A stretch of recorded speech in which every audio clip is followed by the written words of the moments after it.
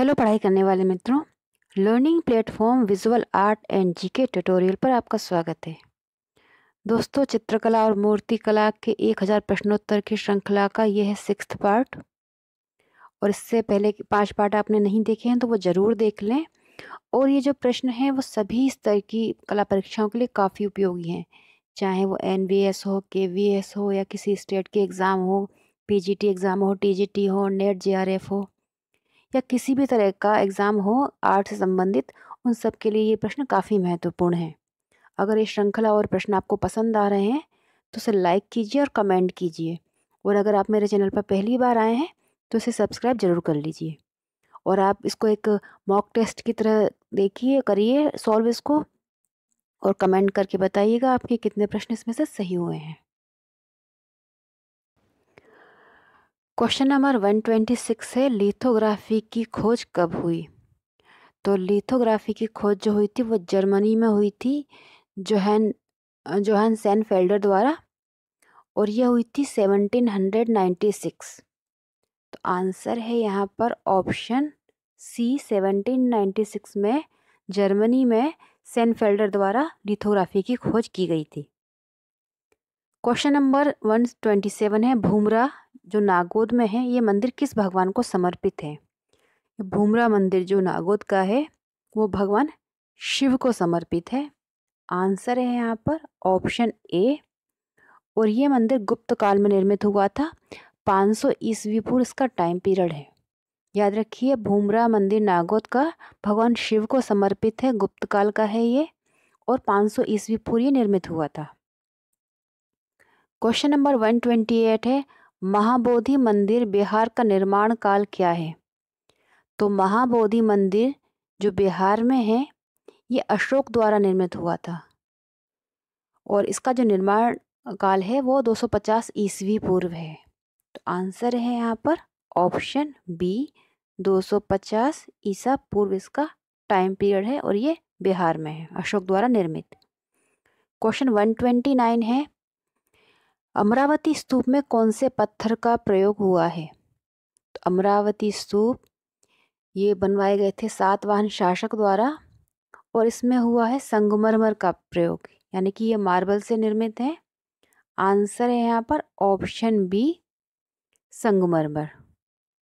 Question number 130 है, दशावतार मंदिर जो ललितपुर झांसी में है ये किस शैली में निर्मित है?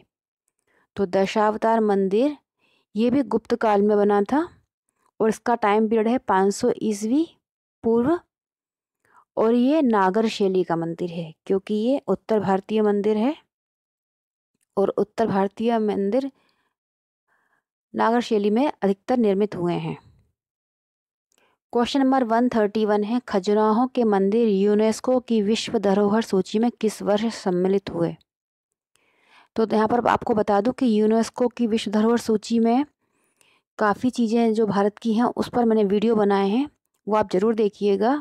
आपको विजुअल आर्ट एक करके फोल्डर मिल जाएगा मेरे चैनल पर, प्लेलिस्ट में आप जाइएगा तो उसमें कई तरीके के इस तरह के आपको अलग जो हटके क्वेश्चन पूछे जाते हैं, जैसे यूनेस्को वाले या पद्मश्री या इस तरह के जो क्वेश्चन हैं वो काफ़ी मैंने उसमें डाले हुए हैं, उस फोल्डर में आप देखिएगा, आपको मिल जाएगा। तो खजुराहो के मंदिर जो हैं वो है मध्य प्रदेश में, चंदेल शासकों द्वारा निर्मित हुए थे, और इनको विश्व धरोहर सूची में यूनेस्को की शामिल किया गया था 1986 में। आंसर है यहाँ पर ऑप्शन सी, 1986 में ये विश्व धरोहर सूची में सम्मिलित हुए थे, और 100 वर्ष के टाइम में बने थे, 950 से 1050 ईस्वी में, और 85 मंदिर थे इसमें, उसमें से अब 25 मंदिर ही शेष बचे हैं। क्वेश्चन नंबर 132 है, बैकुंठ पेरुमल मंदिर कहाँ है? तो बैकुंठ पेरुमल मंदिर जो है ये द्रविड़ शैली में है, द्रविड़ शैली का मंदिर है, नंदीवर्मन सेकंड द्वारा बनवाया गया था 700 ईस्वी में ये, और ये है कांचीपुरम में। आंसर है यहाँ पर ऑप्शन ए, कांचीपुरम में है बैकुंठ पेरुमल मंदिर, द्रविड़ शैली के, जो नंदीवर्मन सेकंड द्वारा बनवाए गए थे। क्वेश्चन नंबर 133 है, बादामी में कितनी गुफाएं हैं? तो बादामी गुफाएं जो हैं उसमें है 4 गुफाएं। आंसर है यहाँ पर ऑप्शन सी, बादामी में 4 गुफाएं हैं। ये 4 गुफाओं में जो पहली गुफा है वो शैव धर्म की है। इसका टाइम पीरियड है, यहाँ लिख देती हूँ मैं, फर्स्ट जो है वो शैव धर्म को समर्पित है और ये जो है 628 इसका टाइम पीरियड है। सेकंड जो है गुफा ये और थर्ड गुफा ये दोनों ही वैष्णव की हैं। सेकंड और थर्ड वैष्णव की है और 578 इसका टाइम पीरियड है और 578 से 600 के बीच। और जो फोर्थ गुफा है वो जैन धर्म की है जिसका 7वीं शताब्दी इसका टाइम पीरियड है। क्वेश्चन नंबर 134 है आल्फ्रेड सिसली थे। तो आल्फ्रेड सिसली का संबंध था या थे, तो इनका संबंध तो जो था वो था चित्रकला से। ये चित्रकार थे, चित्रकला से इनका संबंध था और ये प्रभाववाद के कलाकार थे और इनका टाइम पीरियड था 1839 से 1899। इनका जन्म तो फ्रांस में हुआ था लेकिन ब्रिटिश नागरिक थे ये। फ्रांस में इनका जन्म हुआ बट इनकी जो सिटीजनशिप थी वो ब्रिटिश थी और इनका ये प्रभाववादी कलाकार थे आल्फ्रेड सिसली। नेक्स्ट क्वेश्चन है 135 एडगार देगा का संबंध था। एडगार देगा जो थे उनका संबंध था प्रभाववाद से। आंसर है ऑप्शन ए प्रभाववाद। दोस्तों आपको ये प्रश्न पसंद आ रहे हैं तो आप प्लीज़ लाइक ज़रूर करिए। लाइक करने में काफ़ी आप लोग कंजूसी करते हैं और ये वीडियो में बहुत ढूंढकर सर्च करके बहुत मेहनत से बनाती हूँ। तो एडगार देगा जो थे वो प्रभाववादी कलाकार थे और इनका टाइम पीरियड था 1834 से 1899। 1834 से 1899 इनका टाइम पीरियड था। ये भी फ्रांस के कलाकार थे, प्रभाववाद के कलाकार थे और इनके कुछ प्रसिद्ध चित्र हैं बेलिली फैमिली पर इन्होंने काफ़ी चित्र बनाए हैं, the tub, the ballot class, इस तरह के इनके कुछ प्रसिद्ध चित्र हैं। 1834 से 1899 1817 है इनका टाइम पीरियड। इनका टाइम पीरियड जो है वो है 1800 यहाँ लिख देती हूँ फिर से मैं, 1834 से 1917। 1834 से 1917 इनका टाइम पीरियड है और ये फ्रांस में इनका जन्म हुआ था।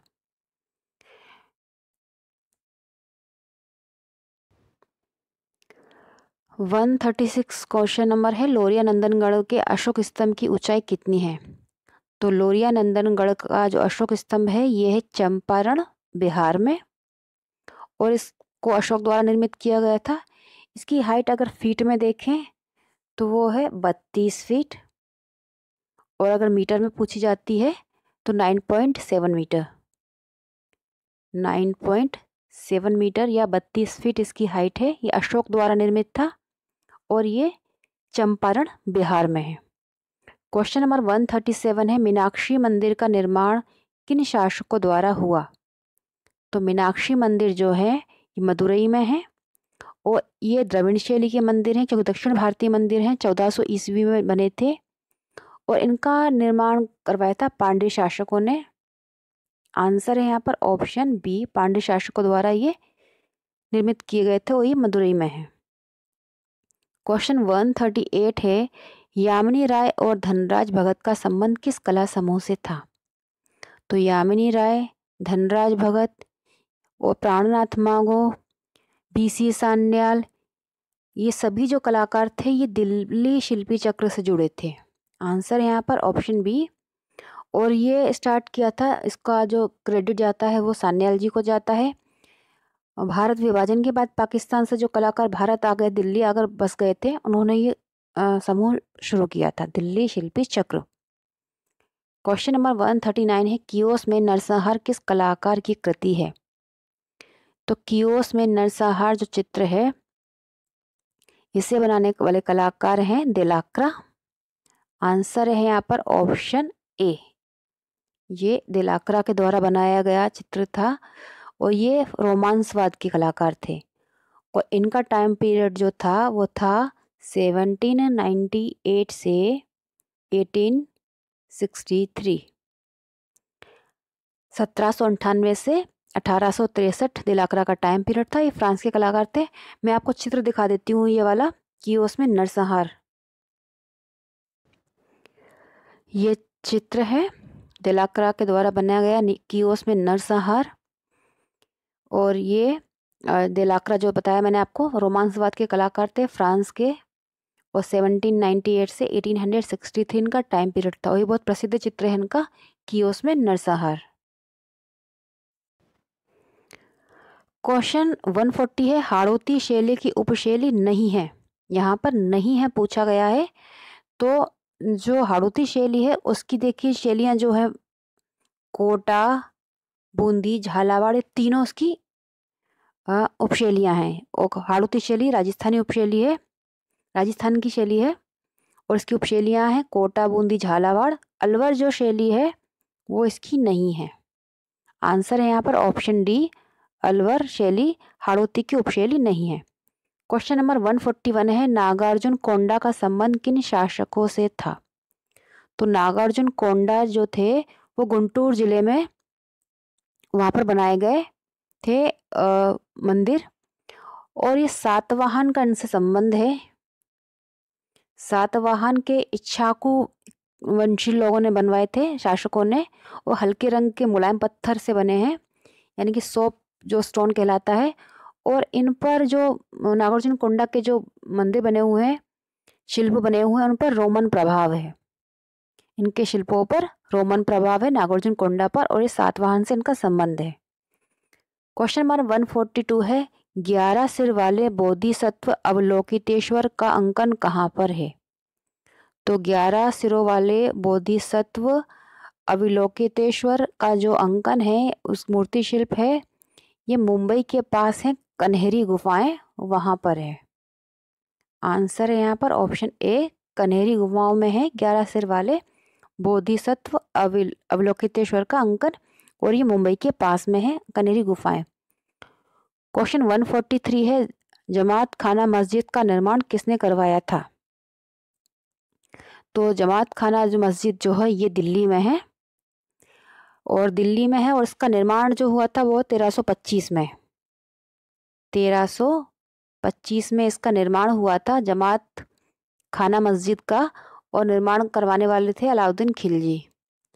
अलाउद्दीन खिलजी द्वारा जमात खाना मस्जिद का निर्माण करवाया गया था दिल्ली में 1325 में। क्वेश्चन नंबर 144 है, अकबर कालीन अंतिम इमारत कहाँ पर स्थित है। तो आपको पहले इमारत का नाम मालूम होना चाहिए कि इमारत कौन सी है। तो इमारत का नाम है 40 स्तंभों वाला किला। 40 जो पिलर्स हैं वो इस किले में है, फोर्ट है ये, और ये अकबर कालीन अंतिम इमारत कहलाती है। और इसका जो समय है वो है 1583, 1583 इसका टाइम पीरियड है। 40 स्तंभों वाला किला है ये, और ये है इलाहाबाद में। आंसर है यहाँ पर ऑप्शन ए, इलाहाबाद में है ये अकबर कालीन अंतिम इमारत। क्वेश्चन नंबर 145 है, काबुली बाग मस्जिद का निर्माण किस शासक ने करवाया था। तो काबुली बाग मस्जिद जो है वो पानीपत में है। कभी ये भी पूछ सकते हैं कहाँ पर है काबुली बाग मस्जिद, तो ये पानीपत में है।